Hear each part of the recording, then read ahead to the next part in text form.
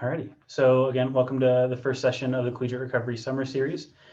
This week, we're going to start off with the basics of what even is collegiate recovery. We're going to speak for about 30 minutes on content, talking about kind of what even is what we're up to, what are kind of the frameworks and definitions we're working through to do collegiate recovery. How do these programs or how do these initiatives get going? How do they start? And then what does the data tell us? We'll talk a little bit more about what this data means and where it comes from, but we're really just going to lay the foundation today. As always, with all of these sessions and anything we do, please, please, please ask questions. Like I said, no question is off the table. Put them in the chat, and we'll talk as we go. So, all right, so the first part is what is just collegiate recovery from a very, very kind of high level. What is the field of collegiate recovery? To me, collegiate recovery is really only as big as its people, the people that drive this, which are the students, staff, mentors, allies, researchers, all of us doing this work and learning more about recovery every day, particularly in higher education on college campuses and in their relationship to their surrounding communities, and the collective power and experiences that make up that understanding. Collegiate recovery as a field is still very young, it's blossoming. We know that this past year is going to be the highest amount of overdoses we've seen in the United States ever. And that, of course, not every person who overdoses experiences addiction or was interested in recovery. But we know that we are long overdue to acknowledge that many of our students are impacted by addiction, currently in active use, and also looking for recovery or looking to be supportive of folks in recovery. So it's kind of we're in this really cool kind of blossoming moment for this field. We're anchored in the development and sustained progress of students in recovery in the environments that shape them. So we do kind of let's create kind of a cocoon of support around these students while also unleashing them into the futures, the incredible things they're going to do in this world. And then we also are, at least in this conversation over the next 6 weeks, we're rooted in the understanding that when we serve marginalized communities, everyone benefits. And in this conversation, we understand that folks impacted by addiction, those in recovery, recovery may be one of their marginalized or one of their identities that requires needs some support and deserves some support. And then that is also in relationship to other marginalized identities. And so the social justice and the identity development lenses are going to be really important through this work. To back up one step to do kind of even more basic work of what is recovery. This is the shared definition we're going to use through most of our work, again, this next month and a half. And with the next slide, we'll talk about some more recovery definitions. But again, the one that we're referring to when we use the word recovery from a substance use or behavioral disorder is a process of change through which individuals improve their health and wellness, live a self-directed life, and strive to reach their full potential. It's broad, it's inclusive, and then it is supported by 4 things, according to SAMHSA, which is health, and so access to equitable and culturally informed healthcare. Community, of course, it's hard to recover when you have no connections. We often say the opposite of addiction is connection. Third, support is just stable, safe, accessible housing, a place to call home, a place to go back to in order to kind of ground yourself. And then the fourth leg of this stool, if you would, is purpose. And so what are our goals? What are we working towards? We could dig farther and farther into that, but I know that that's not the definition that everybody uses, even though that's, again, the one we're going to be using over the next 6 weeks. But you all get these slides after this presentation. We'll send out the recording as well. But these are some other recovery definitions that explains kind of how the definitions may have evolved over the years. Some of these definitions are also outdated and they've changed since this graphic was created. But really what I want to talk about with this slide is that we have kind of a dance to do when it comes to collegiate recovery of what does our university believe about recovery? What does our communities believe? What stigma exists? What education could we as staff benefit from? And so that's one piece. The other piece is that each of our students we serve who are impacted by addiction may have their own definition of recovery. It may involve abstinence from all substances. It may not. It may involve a spiritual component. It may not. It may involve a very structured kind of pathway with texts and rules, and also it may not. And so we have to dance through this understanding that we're working with a shared definition and everyone's bringing their own backpack of things with them, which makes this work, in my opinion, very rewarding. And it's really as long as you stay open and stay curious about the things that we're trying to do here to make sure students feel supported. If we're guided by that, then the definitions become the color to what otherwise would be a black and white situation. And so, yeah, I ask you all, if you do not know many definitions of recovery, or you've only ever experienced a single pathway of recovery, or you just want to learn more, please do. It's the side homework of this summer series, is to also develop as a professional and as a person who wants to learn more. And if you would like any more resources on that, feel free to reach out. I'm more than glad to connect you. Okay, so before we dig into the definitions of the the official what we know, we're going to work through data from a 2017 census document.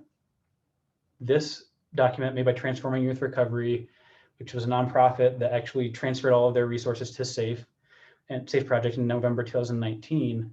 They were the last folks in the nation to do a full-on, robust, what even are we doing census. What are the words we're using? How many schools are doing this or that? There have definitely been gatherings of information, but this, in my opinion, is the most accessible of them. It's publicly available still. We'll send this to all of you as a document right after this session, but if you just look up Transforming Youth Recovery Census and Definitions, you'll find the PDF. And so we'll talk about it at the end of the session, and then also next week, as Transforming Youth Recovery gave us this survey, this data. We've been working over the past year to also update this data, and we still have a long way to go. But we would like to know, what are we doing? And we can tell you today what we know so far, even though this data is at this point about 5 years old. So keep that in mind with some of the dates and some of the data that we use. So one of the first things that document and that census did was it asked, what are we doing? What are the definitions we can use that are common? And so the models that it honored there were two of them primarily, which were CRPs, or Collegiate Recovery Programs, or CRCs, Collegiate Recovery Communities. So as it says on the slide, CRPs are programs offered at institutions of higher education that provide safe, supportive learning environments for students in recovery from substance misuse or dependency. The primary components of Collegiate Recovery Programs are mutual aid support groups, physical space for students to gather, institutional acceptance and support of this program, staff, counselors or student leaders, peers, recovery coaches, or counselors for recovery support. CRPs are often, so Collegiate Recovery Programs are often what folks dream that they want on their campus. And so we often, when folks come to SAFE Project, to the SAFE Campuses team for technical assistance or for support, they're often asking, how do we just become a CRP? How do we make this happen? We'll talk over the next few weeks about what those steps can look like. And this data today will also outline some of that. But even before a CRP can happen, we often need what is called a collegiate recovery community. So you need the people to be present who would benefit from this service before you can just create a space and then maybe no one shows up. So collegiate recovery community are efforts organized by students to create recovery supportive learning environments at institutions of higher education. Meaning they often will have mutual aid support groups and students or other committed individuals who gather together socially, so social events, and then peer recovery support. So again, Collegiate Recovery Program is institutionalized, institutionally supported, often staffed with space, robust program. Collegiate Recovery Community is kind of the first step towards that, often of let's just empower and help students and staff get together to just find belonging and find social support. The thing to point out about both of these is they're not clinical and primarily clinical in nature. In my understanding and what I've seen and what I've worked with and what we've created, they're almost closer to an identity center on a campus than a counseling center or a branch of a counseling office. They serve to find belonging, to develop self-understanding, and to build skills similar to maybe a Pride Center on campus. Again, feel free to ask questions because we're going to go through these pretty quickly. And as I was mentioning a little bit as we went through those, there's a bit of this balance of For example, I was at a university where we were just given the money, given the staff, and told do it. And so we thought, well, if we build it, they'll come, right? Like, of course, we know these students exist. We'll talk on the 5th session of this series about how we know that, what we know. But then there's often this other approach that is equally important and oftentimes kind of a prerequisite, which is the grassroots work, kind of working the soil to make sure that these students feel like they belong, that maybe even it's student driven or student run. But this is a question that we'll kind of be wrestling with depending on which university you're at, what your approach is. If your university wants to take action maybe before the students are even ready to trust the university, or where the students are begging for this, but the university is just not interested. The fact that most of you are staff and are here means that probably more of you are on the top part of if we build it, they will come. But some of you are also students, and even some of the people we'll talk to today have done the grassroots work and then found the university to be the biggest barrier. So again, most of this is a dance, and we're going to learn as we go. So another thing we learned from the census and definitions in 2017 was that there are a couple other elements to recovery support services that we at least can name. One being recovery support referrals. So this is a question of if a student in recovery or a student really needing treatment from a substance use disorder or from a behavioral disorder comes to your university, do you have a robust network through which you can refer their students to in or outpatient treatment? This is often a good first start for campuses who are saying, we want to be recovery supportive, we promise. We're just not ready for a program or community yet. What is the first kind of step we can take towards being recovery supportive? This is one. And that's the idea in my mind is we at least know where we can't support students. So we're willing to be humble enough to say, but we can send you to this place or help you access this sort of treatment instead. So knowing your boundaries and knowing your expertise as a university is really important. Unfortunately, we'll see on the next slide that recovery support referrals was not as likely as we would like it to be, or not as popular. Another one is a collegiate recovery residency program. Again, this is often in addition to a collegiate recovery program. This is a collegiate recovery program that offers recovery housing for students in recovery who are also enrolled at that university. Really, some of you have heard this is kind of sober living or recovery housing, or it's different than a substance-free community in minute ways. And Francis, and we've had that conversation a few times. But yeah, there's some nuances there. This is specifically talking about a house that is for people who identify as in recovery, often long-term recovery. And then there's also young adult intensive outpatient programs, so young adult IOP. These are clinical and like medical services, as well as counseling services for students who are looking to enter recovery and have a program of support that is accessible to them and also new to campus. The cool part about IOPs being attached to campuses is that they can then be flexible and kind of actually understand what students are going through, where a lot of IOPs aren't even often that accessible for people who have full-time jobs, let alone have jobs and classes. So you have two more here. One is just transitional living, which is it's not common, but we had some schools that said that these are kind of young or kind of like treatment programs that students in young or early recovery, so students in early recovery can live in to get them to transition from initiating recovery into more sustained recovery, and then also be taking classes. And then treatment to education programs, it's a 10-day or more treatment program that is connected to a university that doesn't require a student to interrupt their academic progress. The interesting piece of these numbers, where the vast majority of colleges and universities who have anything, so these only include schools that identified as having anything for collegiate recovery, 60% of them have a collegiate recovery community. A little less than 40% have a collegiate recovery program. And so there's overlap there, of course. And then less than 30% of these schools, that some of them even have a collegiate recovery community or a program, are able to do official or able to do structured referrals to a treatment center or to some sort of off-campus site. And then again, less than 1% had, or we had about 11% had any sort of recovery housing, which was a typically really well-established, long-standing collegiate recovery programs. And then less than 1% had transitional living, recovery housing education programs, IOPs, or treatment programs.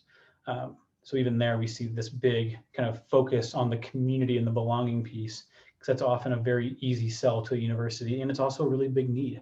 And so the collegiate recovery communities are an easy place to start for those of you who are here without much knowledge of where to start. But also we would like to see the number of recovery support referrals at least match, at the very least match the amount of universities that have collegiate recovery communities. And what we know about this survey was there were only about 120 universities were able to have their results shown in this data. And we know that most typically the number of schools that have collegiate recovery support officially are less than 150, around the 125 university mark. And so we have a lot of work to do, but the fact that you all are here means a lot. To continue on, so the common practices we see at collegiate recovery supportive initiatives, specifically communities or programs, about 72% of them offer social activities that are substance-free. Kind of an easy win, something that is necessary on campus, kind of countercultural, allows kind of this balance of, I'm in recovery, but that doesn't mean to stop living my life. And so that's a huge component. 70% of them participate in advocacy efforts for student needs. We know that stigma, we know that just lack of knowledge is a huge barrier to these students. And so it's important for us to schedule, for example, ally training, recovery ally trainings, or do Narcan trainings that incorporate some destigmatizing portions to it. And then of course, there's just general awareness events, which are the most common of practices in a collegiate recovery initiative. And so are you doing a recovery walk? Are you hosting a video night or movie night? Are you doing education events? And then about 2/3 of collegiate recovery initiatives at the time of this survey had mutual aid meetings. And so it's not uncommon for Hannah or I to get an email from a university looking to start collegiate recovery. And it's kind of a assumption a lot of times that if you don't have meetings, you can't have collegiate recovery. And for some schools, that feels like that it's true, and that may be for your school, but other schools again have shown that it's really the sober activities, advocacy, and awareness that may be kind of the heart of this, and then mutual aid can be a part of that, and meetings can be a part of that, but it's not necessarily a required piece of this work. A lot of folks in this survey was taken by folks, almost every single one of them were a Association of Recovery and Higher Education member. And so of course, about half of them had conference attendance as part of their practices. About half of collegiate recovery initiatives have peer mentoring as part of their work, which I think is really cool. I'd like to see that higher. We know that peer support is one of the most powerful parts of this work and the most powerful ways to keep it moving. And then of course, additionally, about half had a registered student organization. And so in my experience, we actually had a collegiate recovery program and a registered student organization to allow the students to have kind of their place to do the work that they wanted to do, whether or not I was giving them permission for it. It was kind of their own thing to own. It was separate than the collegiate recovery program, which can sometimes have policies and procedures that are prescribed by the university that the RSO might not have to follow. So these are some options if you're looking for things to do this summer or into the fall or even throughout the entire academic year to start or things to implement into your work. This is a great list. These are things that have been done and you've been doing for years, but also be creative. Okay, so the next slide is how these grow. So again, this slide is outdated, to be honest, and it's because this is the most recent data we have that asks this kind of question. And this shows that at this point in 2017, the data being taken mostly from 2016, almost half of all collegiate recovery initiatives were darn near brand new. As time goes on, as these numbers kind of shake out, I would imagine now we have even another bubble that is even newer. And so the percentage of programs which are late stage or mid stage have gotten lower, and folks like you all looking to start are even more of what is happening as collegiate recovery continues to grow. And so again, just on this stage, or in this slide, about 40% were new efforts with focus on recruiting students, educating, mobilizing campus and local community. 32% were mid-stage, so growing a community of students and supporters, the moderate amount of institutional support, maybe with some funds. And late stage is, again, the CRP with a thriving community of students and supporters and a significant amount of institutional support, and often as well, a significant amount of donations, kind of sustainability efforts there. So, like I said, the fact that you are even here today or here for these next 6 weeks means that you are most likely in the early stage, or you may not even be there yet. And that's great. That's where kind of a lot of times the magic can happen. And we'll also look to mid and late stage programs for advice and for input. The last section of the data we'll go through is about policies and procedures and then some other stuff. The first one I want to talk about with some interesting data was student involvement. In the survey, they found that about a third of institutions had between 0 and 5 undergraduate students involved in their program. So folks, if you don't have students yet, if you don't even have a handful of students yet, welcome to the biggest part of it. Welcome to the biggest population in this work. It's, like I said, it's young, we're still building, we're still learning and moving. And it takes a long time to build a successful kind of large scale community, and that's okay. We're learning how to kind of accelerate that as we go on, but still, when we see, for example, at the Leadership Academy, leadership summit, we had, the Collegiate Recovery Leadership Academy retreat we had with our students, which Ting and Illinois, our speakers later, were both at. I think about 80% of the students raised their hands when we asked if you have less than 5 students in your program or in your community. And that's okay. We have to start somewhere. At the time of the survey, about 20% had 6 to 10 students involved, which again, it's an incredible number for a younger program. And then 15% about had 11 to 15 students involved. And then about a fifth, so 20%, had 16 or greater undergraduate students involved in their program. So again, we have kind of this balance of most programs have very few, or then they grow and they keep growing and they sustain until they have quite a bit of students, quite a large amount of students. And so figure out where you want to start, where you can grow your roots and where you can really settle in, and then just kind of take the time and be diligent about growing. A question that we get asked a lot is applications of how do we even do this work if there's not an application, if there's not official rules and policies and procedures involved. The reality is policies and procedures can take a long time. And as we talked about in the beginning about the definition of recovery and the way that recovery is understood, it's complicated. And so getting an application that is both effective and inclusive is challenging. And most programs are not old enough yet to have an application. So what we found was that less than 20% of respondents, so less than 20% of universities had an application for participation in the recovery support initiatives. And so then 70% did not have an application.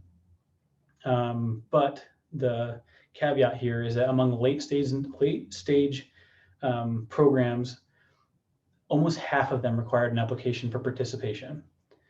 That number gets even higher when you talk about universities that have some sort of an incentive. So whether it's a scholarship that you can get, or there's recovery housing, or there's a spring break trip that's expensive, things like that require often a pretty significant application and a dedication from the students to show that they are kind of bought in fully. But just for the everyday, come hang out, come use this space, come talk with us, come connect around the experience of recovery, there's really not a need for an application just yet. And so if you see that in your future, perfect, let's work on that. We can talk through that, but there's no rush there. A couple more slides. Couple more. So the policy that, again, another one we talk about a lot is a minimum abstinence requirement.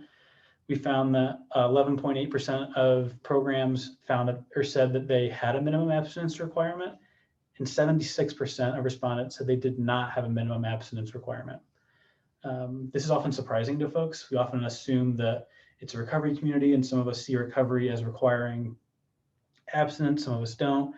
But the idea that a program at a university would not require a minimum abstinence requirement can be a surprise. We'll of course talk more about this, but the cool part of this response, I think, is that it seems that we're also then creating spaces to initiate recovery, not just sustain. Just to sustain long-term recovery, especially because most of our students, especially the traditionally aged students, most of them who will use these services have not yet accomplished or not yet found long-term recovery, but are more curious or looking to start, and to create spaces that can help with that, I think, is incredible. Yet, of course, there's always kind of a fear and a rational fear around safety. But again, that's kind of where we have to do the dance again and figure out what the middle ground is and where we feel most comfortable.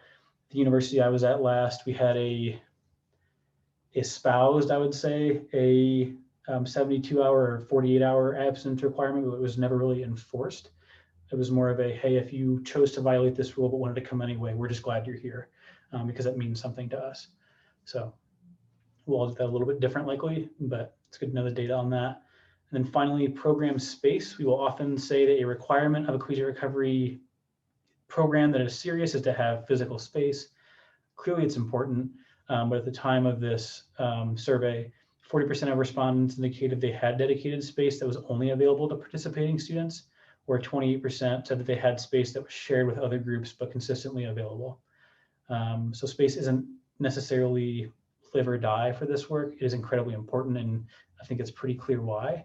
But we can always get creative, whether it's sharing space or finding off-campus space, or again, just doing what we have to do.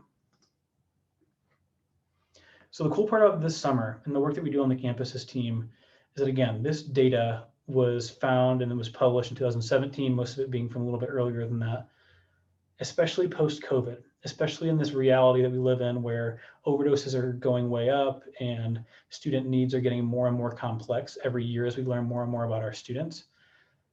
Each of you in this group, as new universities and new programs, get to create the future of this work.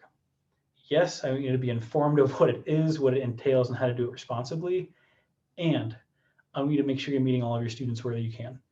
We're going to transition now into talking to some phenomenal and amazing human beings. So Ting in Illinois, if you want to come back off mute and to come on camera, we're going to talk today with two folks who did this work or are doing this work responsibly and as it needs to be done for their communities and for the needs that they see.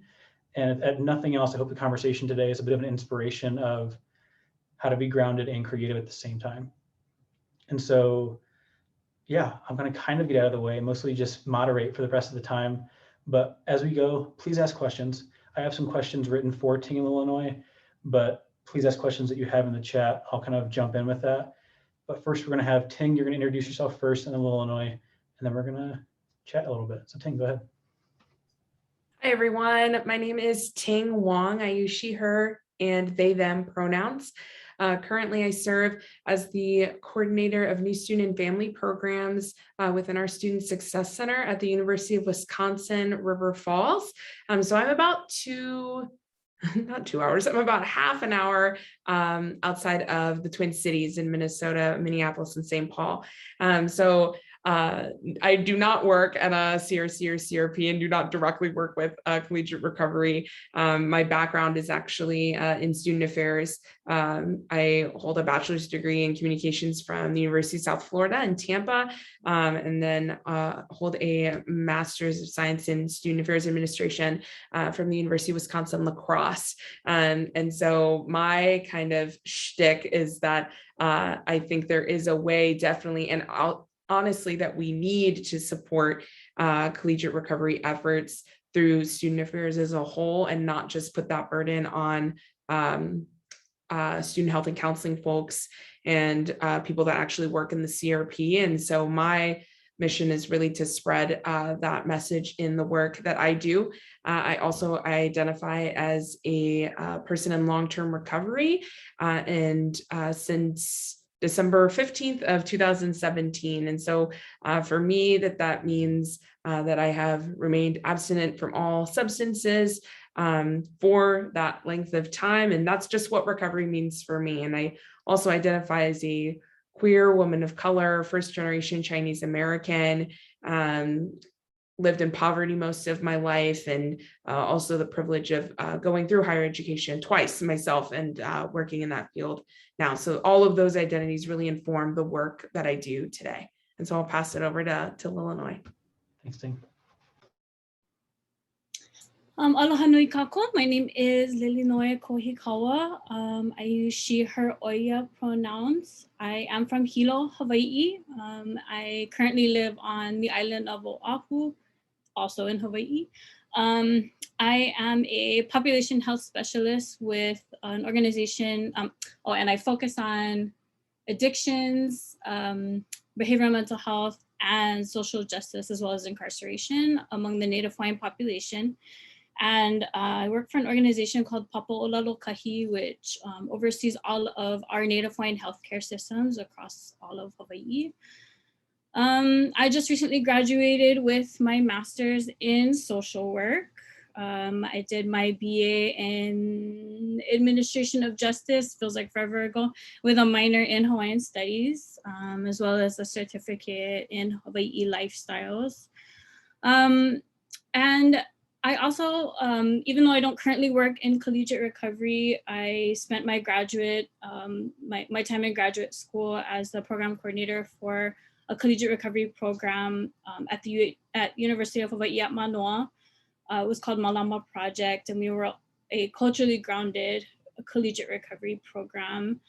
I identify as someone on my healing journey. I've been on this healing journey for 11 years now.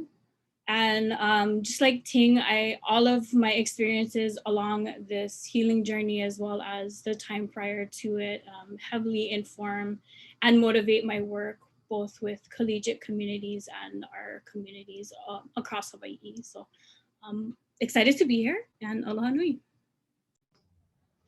Thank you both. I think I mentioned, but I want to mention again that both Ting and Illinois are graduate fellows of our Collegiate Recovery Leadership Academy who graduated.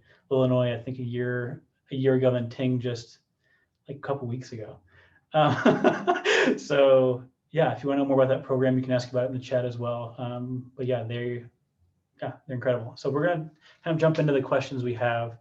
Illinois, I want to ask you this one first, and then we'll jump to Ting at the same question. But to you, what even is collegiate recovery? And then how did you develop this understanding of the work? Yeah, I was trying to kind of think this through before we started talking.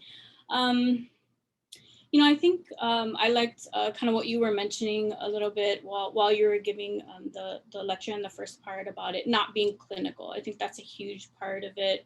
To me, it's really about that visibility and creating that safe space and empowerment, a space that the students can feel accepted, understood, can be themselves, and really kind of start to reach their full potential. They can thrive and strive to reach that, all that they can accomplish, free of the stigmas that exist throughout the collegiate campus community and beyond, really, let's be honest. But we want to create that space. And I came to that understanding really just along my own journey and meeting stigma in various places and feeling kind of defeated by it, and a lot of times, and then finally coming to collegiate recovery and realizing that I could find my voice, and that voice could be a beacon for others to join and to start to reclaim that narrative for themselves, reclaim that narrative of their own power and their strength. And I think that was really kind of the most amazing thing that happened on my journey toward understanding what collegiate recovery could potentially be for myself and for others. Yeah, Ting, your experience has been a little bit different because you never really worked with a program per se, but you did collegiate recovery anyway. I think yours is more like coalition building and education. Can you talk a little bit more about that? Absolutely. Yeah. So I ended up getting sober like a couple days after I graduated. And so I was, but I ironically, my undergraduate thesis was on, I don't even know, I wish that I remember more of my undergraduate career than I actually do. But my senior thesis somehow became on, I found out about collegiate recovery in around the nation, and the university that I attended didn't have anything for folks like that. And I had some negative experiences as a person at that time. I didn't realize that I was a person with battling with addiction. And so the communication I received and the stigma surrounding addiction on my campus was less than ideal. And I've found out that I was an addict, like most people do. So I ended up doing my research on that and was like, oh man, I wish that this was available to me, because the main thing that I think about collegiate recovery is connection and visibility. And I feel like in my active addiction, that my identity as a active addict and now as a recovering addict,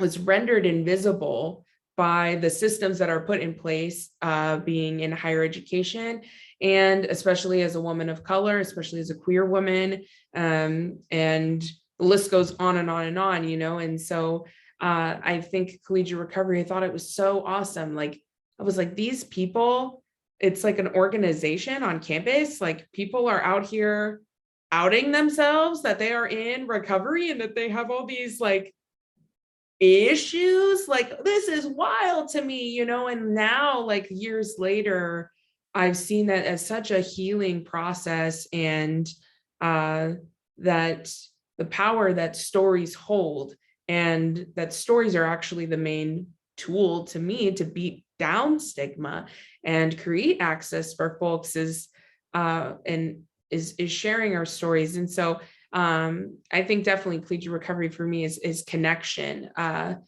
connecting to others that are on this journey with me in college. And so a lot of my work in my master's program, I, again, was at another institution that didn't have a CRP or a CRC. And so it was taking a couple steps back in how do we even create awareness? My campus was not recovery informed. How do we create recovery language on our campus, so that, because I think it was a similar issue with me, like people didn't even know that they were battling with addiction because there's nothing to name it. There's nothing to name what folks are going through.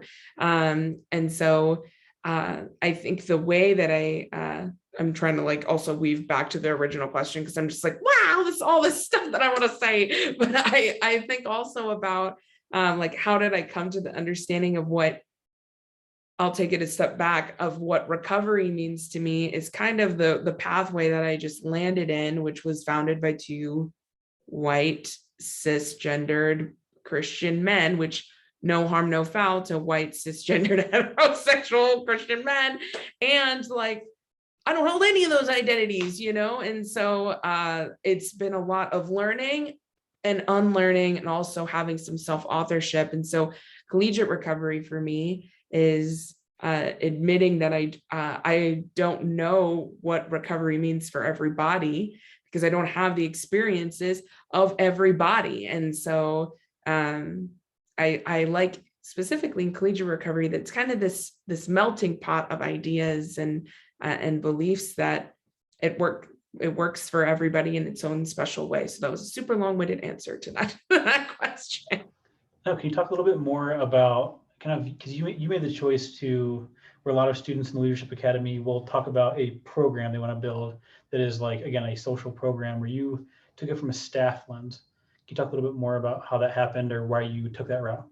Absolutely. So my project was creating a recovery ally training rooted in social justice and decolonization efforts. And so part of the reason for that in particular is because, of course, I'm a woman of color, and also just given all of the continuing racial injustice, but the intensified, I would say, of 2020. It just felt appropriate to have those conversations on my campus. And my campus was a predominantly white institution, emphasis on white, like it was like 98 to 99%, I think, white folks, which again, no harm, no foul. But for me, that indicates that it's not that there's no people of color in our area. What that means is that we don't offer the resources and support that's necessary to help students of color and minoritized backgrounds succeed. And so I was in my master's program, I was required to work as a staff member at the institution. So I was also in a unique role where I was a staff member. And I think that I chose this project because it made no sense for me. I mean, I would love to be like, hey, students in recovery, like, let's rope together and like form the CRP or the CRC. But for me, it was like, how will folks even know, like, where can they even go if we don't have staff that know how to have the basic conversations around recovery in a way that's not re-traumatizing to folks, in a way that doesn't that is inclusive of everybody. Because if we're looking at collegiate recovery from a lens of how it was, where it was traditionally stemmed from, that doesn't include the voices and stories and histories of all folks. And so I think I started with staff because it was kind of that what came first, chicken or the egg situation. And it was important for me, if I was going to rope together a group of students, that there were resources and informed people that could have those safe conversations with folks, instead of being like, well, hopefully you find someone, so I think it was important for me to start with staff first. Thank you for that. Ulma, we'll start with you on this one, but the question is, can a university be recovery supportive but not have a collegiate recovery community or program? And this question comes from me around the idea of campuses being recovery hostile, like almost necessarily recovery hostile. So yeah, do you think the average campus could be recovery supportive but not make the full leap into a CRP or a CRC? Yeah, I don't. I suppose it could be possible. I think there would still have to be a large commitment on behalf of the university to create, again, that visibility. It would really need to be about visibility. And it really kind of depends on the needs of students and the campus culture. I think that's something I've seen at our university. Potentially it could be interwoven into different areas, supportive areas like in counseling and things like that. But it really is about the university making that commitment and having it be visible that it is supportive of recovery-oriented, perspectives, or recovery supportive, whatever the words are.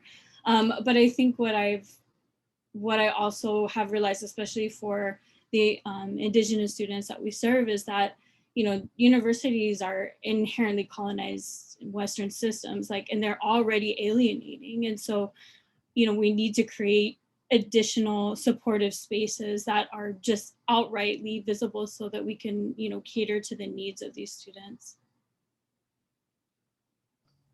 Yeah. Ting, you might be typing at the moment, but yeah, as a staff member at a university, do you think a university could consider itself recovery supportive without one or the other of a CRP or a CRC?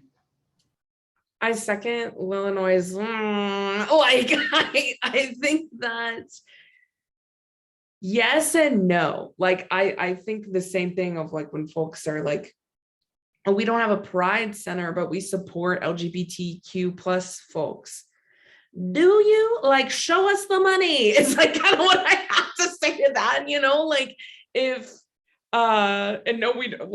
I think that you can be supportive without having a CRP or a CRC, and we kind of got to make do with the breadcrumbs that we have, unfortunately. But I also think it does absolutely communicate from the university standpoint of where your priorities lie and what you really believe in. And so to me, if you don't have one, it means that you don't really validate us as a population. And so that's just my own personal standpoint.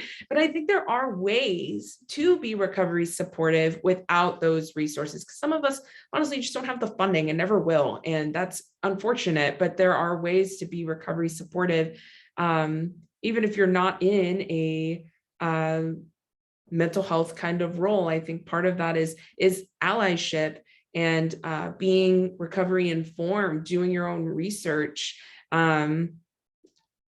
putting in the extra work. I mean, I think there definitely are ways that folks as an individual can be, and advocate for us. I think a lot of what my training centralizes around is or not centralizes, but does mention, about any kind of social justice work. I think sometimes, including myself, we feel fear around saying the wrong thing, or this cancel culture that I don't believe in at all. And I think that fear really limits actually creating access for folks, because people don't want to fall down or say the wrong thing or be shunned. And so we have to be loving and supportive of one another in our efforts to support people in recovery. So I think definitely asking people in recovery, or like doing your own research, are definitely ways that you can still be supportive without having these institutions within your university or college.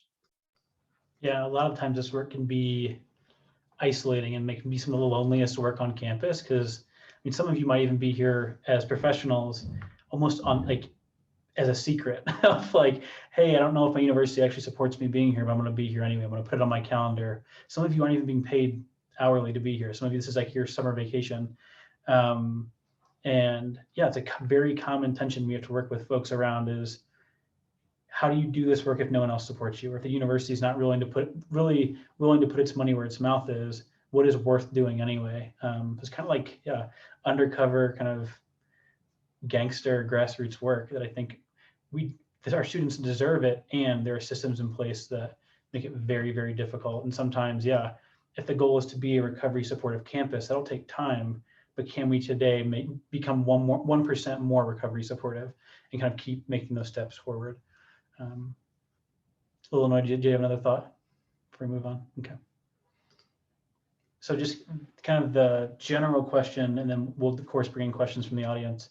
What advice would you give, these folks who are looking to do this work, maybe for the first time, or to elevate it one more step? What advice would you give them to make their campus more recovery supportive? Ting, we'll start with you on this one. Yeah, I think that a big one would be, where are we hearing stories of recovery and stories of addiction? I know a lot of folks that have had access to treatment, and that is not the story of mine or a lot of other people of color. And for some it is, And so I think this questioning how we know what we know, I think there's a very stereotypical way of the way we view recovery. And I think that has actually changed a lot for me. Me being abstinent-based, that's what works for me. Awesome. I know a ton of people that do harm reduction or believe in a spiritual pathway, and still identify as being in recovery. And so I think the biggest thing I would say is that there is no right way to recover, and there's no right way to support a person in recovery. And so it's been a very humbling experience for me as a staff member now too, to say, what does this mean for you as the person with the identities that you hold, with your background, with your current resources, your current social capital, your recovery capital, all the stuff that you hold presently, and what can we kind of mold together to support you in this moment? And that might look different a week from now, a month from now, a year from now. And so I think that constant connection with folks is really, really important. And to not generalize this movement of recovery, which is so easy for us to do. It's easy for me to do as a person in recovery. I'm like, well, I did it this way. Get to cracking. Come on, get it, And so I think that is something for sure, is that everybody's story is unique.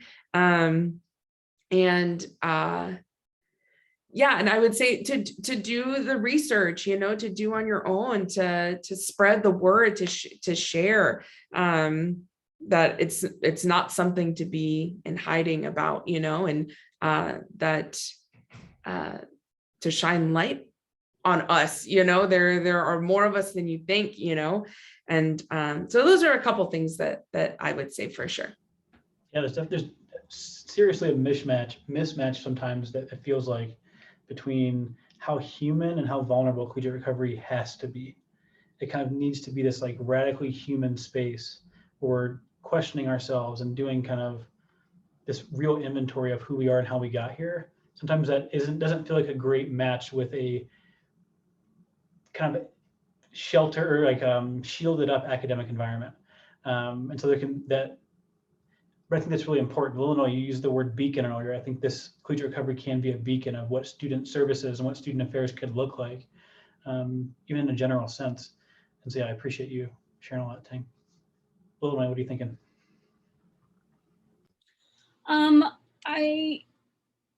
So kind of on a programmatic level, I was just kind of thinking, you know, like find out how your administration actually feels about it. You know, find allies in tenured positions on campus, finding allies in various departments and creating this, you know, community for a lot community, these other, you know, allies in various departments. You can start to, you know, build that relationship all across your campus. Finding out kind of how Ting was saying, like find out who do you serve, what is your campus culture, who are your students, and what do they need from you, what does healing, I don't really love the word recovery, but what does healing look like on your campus to your students, the people that you serve? Another kind of controversial thing that I like to also say is to bring your identity into the space. And that's fine for like people who are in peer recovery spaces, but for those of us that potentially hold an alphabet soup after their name, potentially you're not able to bring, you know, your identity into the spaces. But it can make a huge difference to who you're serving. Also creating visibility anytime you have the platform too. This has been a huge thing for us.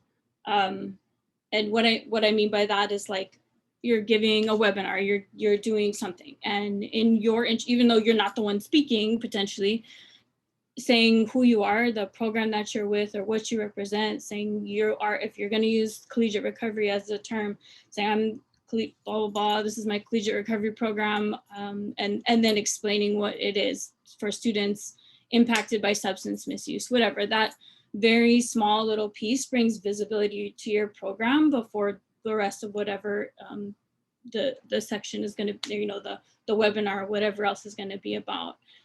Even just bringing your identity, if you identify as a person on your healing journey or in recovery or whatever the way you choose to identify yourself, bringing that into this space. Like I cannot say how many times that I've brought that into spaces that it isn't normally talked about. And I just have like a ton of people reaching out to me, wanting to get involved and things like that. So those are probably my biggest things. Awesome. We have one more question come in and I can't see the questions for some reason. Yeah, thank you for answering the question about visibility, Illinois. And then if anybody has any remaining questions, I know I saw that one just come in the Q&A box, and then feel free to put questions in the Q&A or the chat box as well. We're gonna do the quick wrap up, and then I know Ting, Illinois, you may have to go. Feel free to hop off whenever you need to. Quick closing for folks who have meetings right after this. Take what you learned today and what we talked about today and think about it. I know it's like a nebulous thing, but like think about what offerings and what next steps might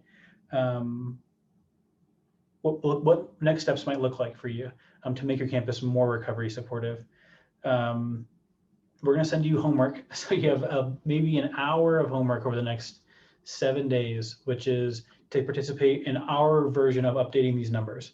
We're going to update these numbers over the next year or so, and we also use the census as a bit of a reflection opportunity for you all to have to say yes or no, we do or don't have these things on campus, so you can situate yourself in what you don't have and then what you want to have instead, or what you want to add to it, and also what strengths you already have.